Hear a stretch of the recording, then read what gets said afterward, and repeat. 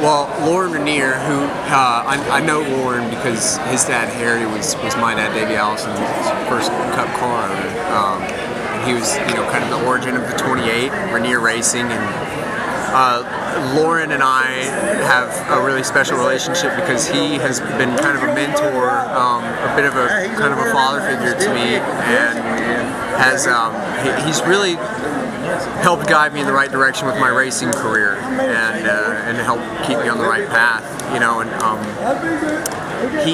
he contacted Karen Tonnell this year, who is the track promoter for Lonesome Pine and Kingsport, and basically said, I've got this kid that knows how to race, he's gritty, he's competitive, but we don't have a ride for him right now. Is there anything you can do for him?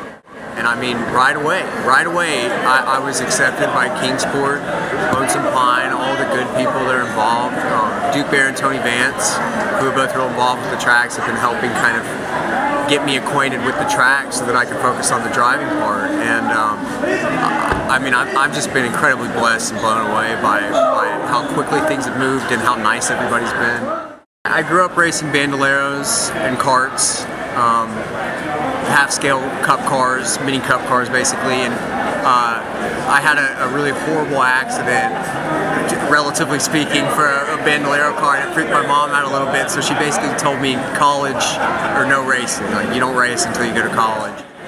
And so I focused on other sports, other avenues in high school, knowing that I'd get back into racing when I was allowed to. And then by the time I went to college, I started to get back into racing and got really involved with the Allison Legacy Series. My great uncle Donnie and my grandfather Robbie Allison both kind of coaching me and helping me in that situation, and taught me a ton about how to race, how to pass, how to go fast and be competitive, and how to work hard towards your goals.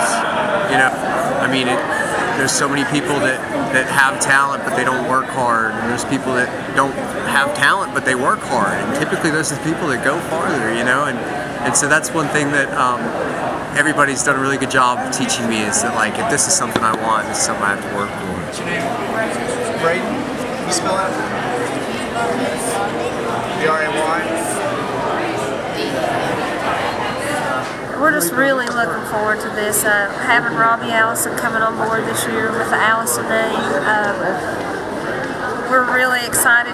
He's going to learn to drive at our tracks, so that's pretty prestigious, having something like that happen, and having Bobby,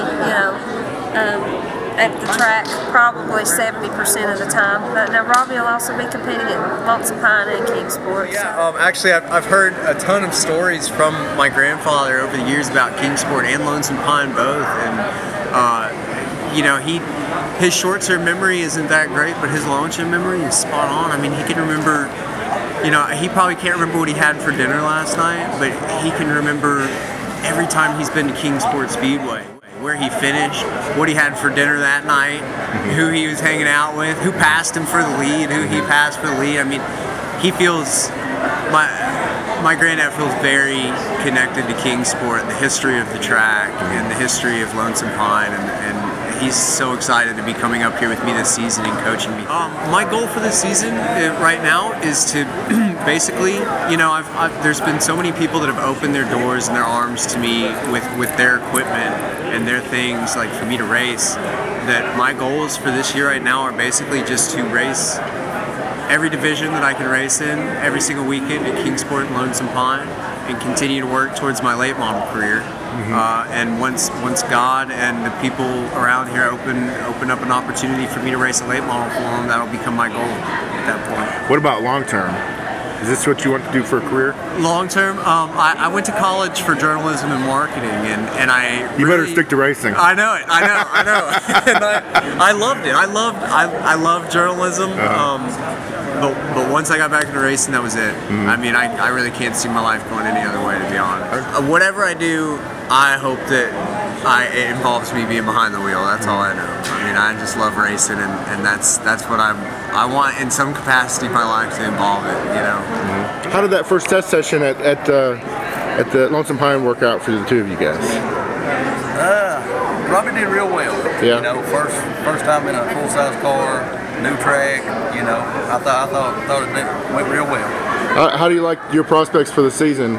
I think we're going to be okay. You know, as time goes on, I expect he'll get a lot faster and be right there. Well, Tony can tell you, my granddad was getting a kick out of it walking around the car. I mean, he's very familiar with what's going on here, you know, which is very cool for him because there's so many things out there that people race now that he can't relate to as much, and so being able to see this Camaro and feel comfortable with the car and feel comfortable that like he can identify what's going on with it. You know, this is excited about it. Basically, this is what he raced, and your great uncle. My dad too. Yeah.